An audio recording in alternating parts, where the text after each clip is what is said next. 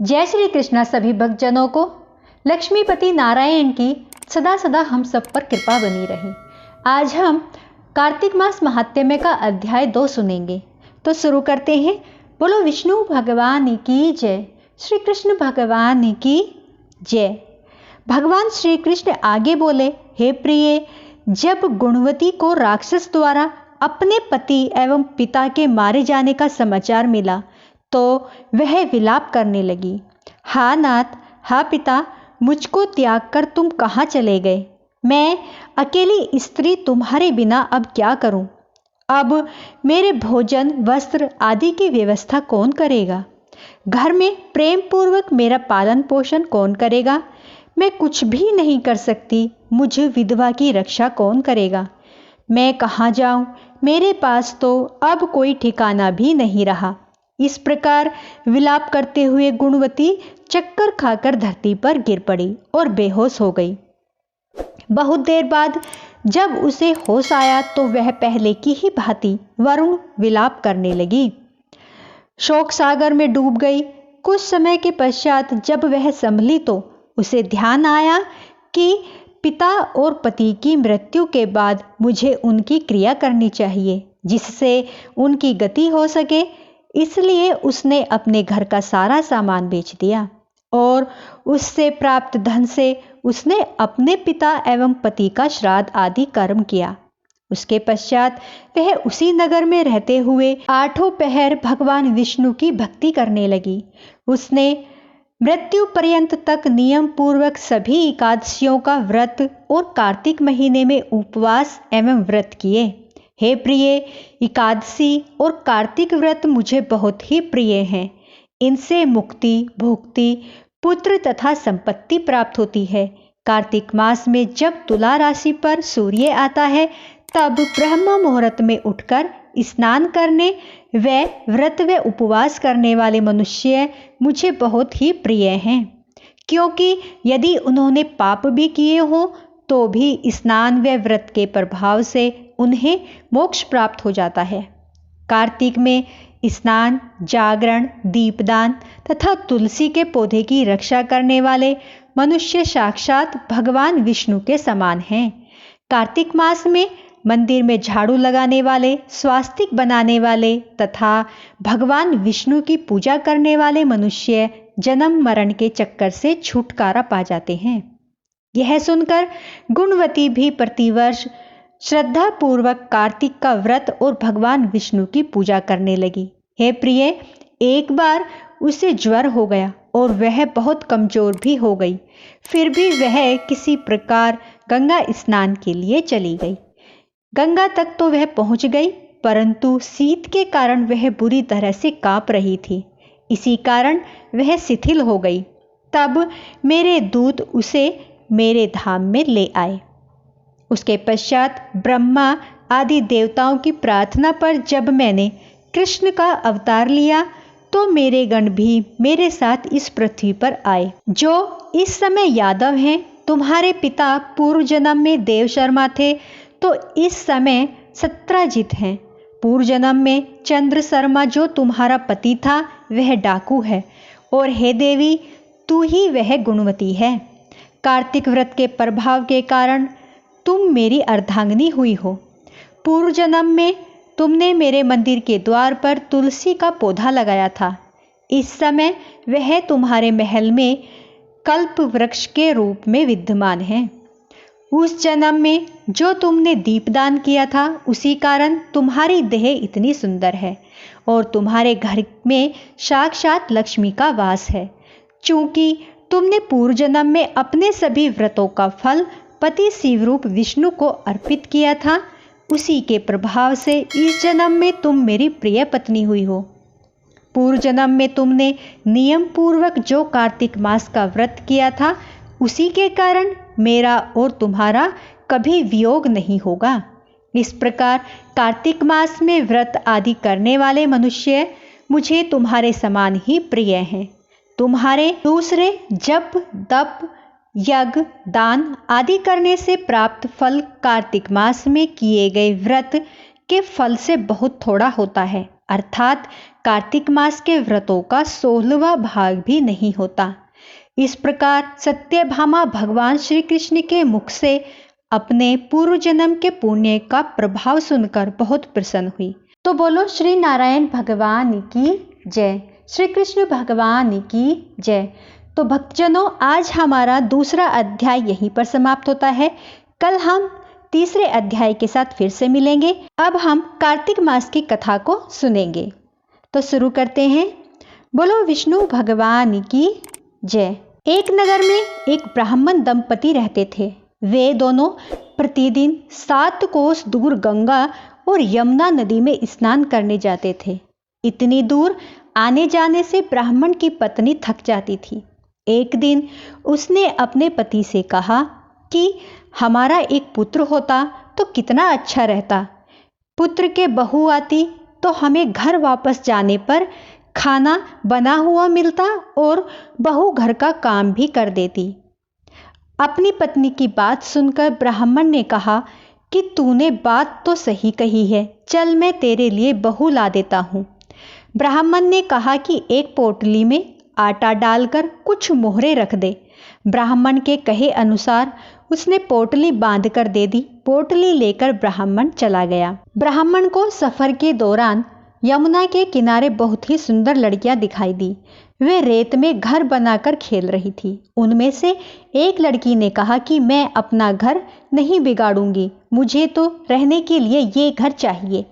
लड़की की बात सुनकर ब्राह्मण मन में सोचने लगा कि बहू बनने के लिए यही लड़की उचित है। जब वह लड़की जाने लगी तो ब्राह्मण भी उसके पीछे पीछे उसके घर तक चला गया। वहां जाकर ब्राह्मण ने उस लड़की से कहा, बेटी, कार्तिक मास चल रहा है, इसलिए मैं किसी के घर का खाना नहीं खाता। मैं अपने साथ आटा लेकर आया हूँ। तुम अपनी माता से पूछो कि क्या वह मेरे लिए आटा छानकर 4 रोटियां बना देगी। यदि वह मेरा आटा छानकर रोटी बनाएगी तो ही मैं रोटी खाऊंगा। लड़की ने जाकर अपनी माँ को ये सारी बात बताई। माँ ने कहा, उचित है, जाकर ब्राह्मण देव से कह दो कि वह अपना आटा दे दे, मैं रोटी बना दूंगी। जब वह आटा छानने लगी तो आटे में से मोहरे निकली। वह सोचने लगी कि जिसके आटे में इतनी मोहरे हैं उसके घर में कितनी मोहरे होंगी। जब ब्राह्मण खाना खाने बैठा तो लड़की की माँ ने उस ब्राह्मण से पूछा, क्या आपका कोई लड़का है और क्या आप उस लड़के की सगाई करने जा रहे हो। यह सुनकर ब्राह्मण ने कहा कि मेरा लड़का तो काशी में पढ़ने गया हुआ है, लेकिन यदि तुम कहो तो खांड के कटोरे से विवाह करके तेरी बेटी को अपने साथ ले जाऊं। लड़की की माँ ने कहा, ठीक है ब्राह्मण देव। इस पर लड़की की माँ ने लड़की की खांड कटोरे से शादी करके ब्राह्मण के साथ भेज दिया। ब्राह्मण ने घर आकर कहा, रामू की माँ, दरवाजा खोल कर देख, मैं तेरे लिए बहू लेकर आया हूँ। ब्राह्मण की पत्नी भीतर से ही बोली, हमारे तो कोई बेटा या बेटी नहीं है, तो बहू कहाँ से आएगी। दुनिया ताने मारती थी, अब आप भी मारने लगे। ब्राह्मण ने कहा, तू दरवाजा खोलकर तो देख। जब ब्राह्मणी ने दरवाजा खोला तो सामने बहू को खड़ी देखा। उसने बहू का स्वागत किया और आदर सत्कार से अंदर ले गई। अब जब ब्राह्मण अपनी पत्नी के साथ नदी स्नान करने जाता तो पीछे से बहू घर का सारा काम करके और खाना बनाकर रखती थी। वह उनके कपड़े धोती और रात को हाथ पैर भी दबाती थी। इस तरह बहुत दिन बीत गए। ब्राह्मणी ने अपनी बहू से कहा कि बहू, कभी भी चूल्हे की आग मत बुझने देना और मटके का पानी खत्म मत होने देना। परंतु एक दिन चूल्हे की आग बुझ गई। यह देखकर बहू घबरा गई और भागी भागी अपनी पड़ोसन के पास गई और कहा कि मेरे चूल्हे की आग बुझ गई है, मुझे थोड़ी आग चाहिए। मेरे सास ससुर सुबह 5 बजे के गए हुए हैं, वह थके हुए घर आएंगे, इसलिए मुझे उनके लिए खाना बनाना है। यह सुनकर पड़ोसन ने कहा कि तू तो बावली है, तुझे यह दोनों मिलकर पागल बना रहे हैं। इनके कोई पुत्र नहीं है, ये निसंतान हैं। बहू ने कहा, नहीं ऐसा मत बोलो, इनका बेटा तो बनारस काशी में पढ़ने गया हुआ है। इस पर पड़ोसन ने कहा कि यह तुझे झूठ बोल रहे हैं, मेरी बात सच मान, इनके कोई बेटा नहीं है। अब बहू पड़ोसन की बातों में आ गई और कहने लगी कि अब आप ही बताओ मैं क्या करूं। पड़ोसन ने कहा कि करना क्या है, जब तुम्हारे सास ससुर आए तो जली हुई रोटियां बना कर देना और बिना नमक की दाल बना कर देना, खीर की कड़छी दाल में और दाल की कड़छी खीर में डाल देना। पड़ोसन ने उसे अच्छे से सिखा पढ़ा दिया। फिर जब उसके साथ सास ससुर घर आए, उसने न तो उनका आदर सत्कार किया, न ही उनके कपड़े धोए।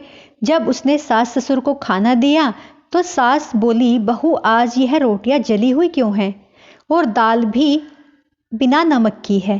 तब बहू ने पलटकर कहा कि एक दिन ऐसा खाना खा लोगे तो कुछ बिगड़ नहीं जाएगा। सास ससुर को खरी खोटी सुनाकर वह फिर से पड़ोसन के पास गई और बोली कि अब आगे क्या करना है। पड़ोसन ने कहा कि अब तुम सातों कोठों की चाबी मांग लेना। अगले दिन जब स्नान करने के लिए सास ससुर जाने लगे तो बहू अड़ गई कि मुझे तो सातों कोठों की चाबी चाहिए। तब ससुर ने कहा कि इसे चाबी दे दो। तब सास ने बहू को चाबी दे दी। सास ससुर के जाने के बाद जब बहू ने दरवाजे खोले तो देखा कि किसी में अन्न भरा है, किसी में धन भरा है और किसी कोठे में बर्तन पड़े हैं। जब उसने सबसे ऊपर का 7वां कोठा खोला तो देखा कि शिवजी, पार्वती, गणेश जी, लक्ष्मी माता, पीपल पथवारी, कार्तिक के ठाकुर, राई दामोदर, तुलसी जी का बिड़वा, गंगा यमुना और 33 कोटि देवी देवता विराजमान हैं। वहीं पर एक लड़का चंदन की चौकी पर बैठा माला जप रहा है। यह सब देखकर उसने लड़के से पूछा कि तुम कौन हो। तब लड़का बोला कि मैं तेरा पति हूँ, अभी दरवाजा बंद कर दे, जब मेरे माता पिता आएंगे तब दरवाजा खोलना। यह सब देखकर बहू बहुत खुश हुई और 16 श्रृंगार कर कर सुंदर वस्त्र पहनकर अपने सास ससुर का इंतजार करने लगी। उसने अपने सास ससुर के लिए अच्छे अच्छे पकवान बनाए। जब उसके सास ससुर घर पर आए तो उसने उनका आदर सत्कार किया और प्रेम पूर्वक खाना खिलाया और हाथ पैर दबाने लगी।